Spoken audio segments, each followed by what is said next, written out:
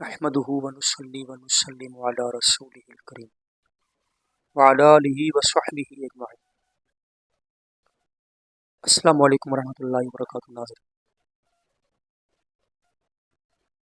आज के व्लॉग में एक मसला, उसकी वजाहत करनी। क़िबला अमीर अहले सुन्नत दामत बरकातुहुल आलिया वो हस्ती हैं जिन पर मुखालिफिन तनकीद करके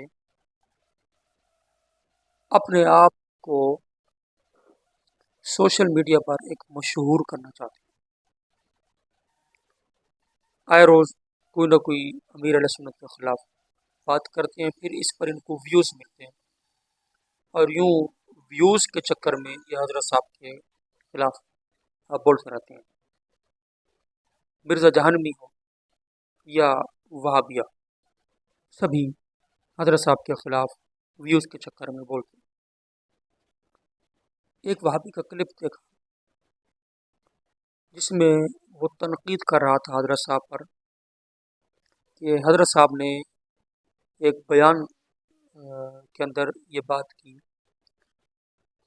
कि दुखती आँख से निकलने वाले आंसू नापाक है। ये मसला फ़िक़्ह हनफ़ी की किताबों में लिखा हुआ है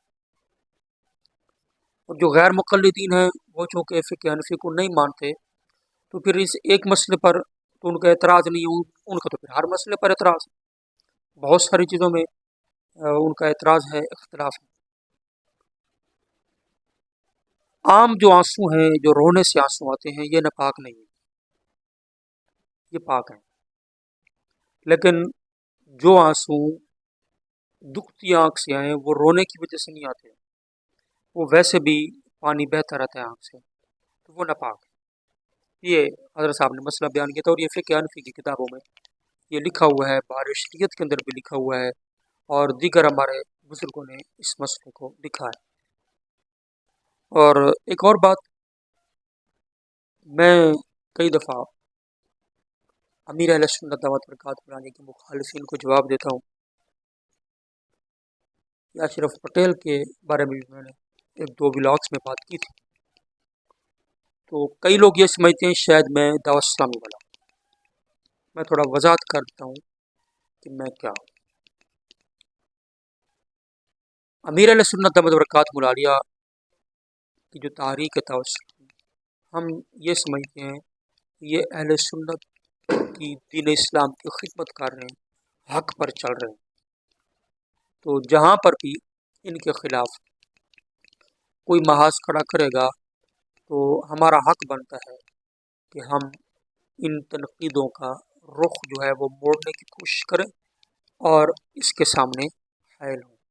हमें बुरा भला कहते हैं लोग कह दें, मगर जो दीन हक़ पर चल रहे हैं उन पर बकवासात का सिलसिला ना हो और सहाबा कराम, अहले बैत, अंबिया कराम पर जो बकवासात का सिलसिला है, ख़ासकर मिर्ज़ा जहलमी का, हम इनके ख़िलाफ़ जो है वो सामने खड़े होते हैं कि हमें कोई बुरा भला कहता है लाख कहे, मगर इन बुज़ुर्ग हस्तियों को कोई बुरा भला ना कहे।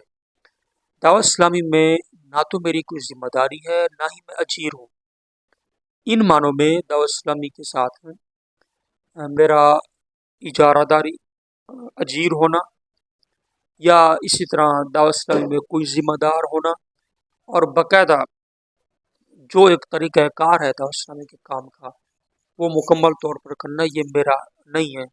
इस तरह मैं नहीं, ये जो कुछ मैं जवाबात देता हूँ ये मैं अपनी ज़ात खुद अपनी वजह से देता हूँ। दावत इस्लामी की ये पॉलिसी नहीं है।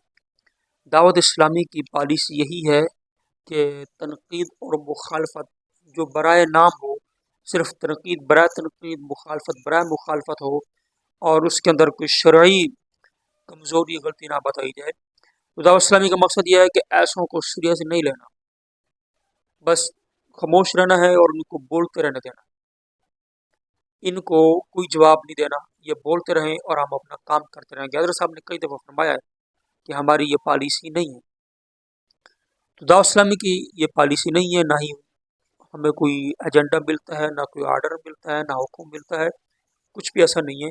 हम सिर्फ खुद ब खुद, बज़ात खुद हम खुद ही जवाब देते हैं। हमें किसी का कोई इस तरह कहना और हुक्म आर्डर नहीं होता। تو دعوت اسلامی کے اندر ان مانا کر میری کوئی جو ہے وہ تعلق نہیں ہے. دعوت اسلامی والا در حقیقت وہ ہے جو اجیر ہے یا ذمہ دار ہے، اور باقی کارکنان تو دعوت اسلامی کے ساتھ وابستہ تو لاکھوں ہو سکتا ہے، کروڑ تک بھی یہاں تک جاتا ہو، ماشاء اللہ وابستہ ہیں دنیا بھر سے. تو یہ ایک کمال ہے. حضرت صاحب دامت برکاتہم العالیہ کو اللہ تعالیٰ مزید سلامت رکھے، آپ کے فیوز و برکات کو جاری و ساری رکھے. تو آنسو کے حوالے سے یہ مسئلہ جو ہے اس کی بھی میں نے وضاحت کی. اور آج ایک بڑی پیاری حکایت بات آپ کو سناتا ہوں. حضرت سیدنا موسیٰ علیہ السلام نے اللہ پاک کی بارگاہ میں دعا کی، یا اللہ مجھے ایسا عمل کرنے کی توفیق دے جس سے تو راضی ہو. تو اللہ پاک نے فرمایا کہ تو اس کی طاقت نہیں رکھتا. حضرت موسیٰ علیہ السلام روتے ہوئے سجدے میں چلے گئے. اور یہ کشف المحجوب شریف میں سیدنا داتا گنج بخش علی حجویری رحمۃ اللہ تعالیٰ نے لکھی ہے بات. حضرت موسیٰ علیہ السلام پر وحی آئی کہ اے موسیٰ، اس کام سے اللہ راضی ہے جب تو رب سے راضی ہے. یعنی جب بندہ رب سے راضی ہو تو یہی سمجھے کہ اللہ بھی مجھ سے راضی ہے. تو اللہ کی رضا پانے کے لیے، رب کا قرب پانے کے لیے، رب کی رضا پانے کے لیے بندہ رب سے راضی ہو جائے. اللہ نے جس حال میں رکھا ہے بندہ اس حال میں راضی رہے. مولا جس حال میں تو نے رکھا میں راضی ہوں. جے سونا میرے دکھ وچ راضی تے سکھ نو میں چولہے پاواں. ہر حال میں راضی رہنے والا اللہ پاک سے وہ یہی سمجھے کہ اللہ اس سے راضی ہے. اللہ پاک کی بارگاہ میں دعا ہے اللہ عمل کی توفیق دے. آمین. وما علیہ الا البلاغ.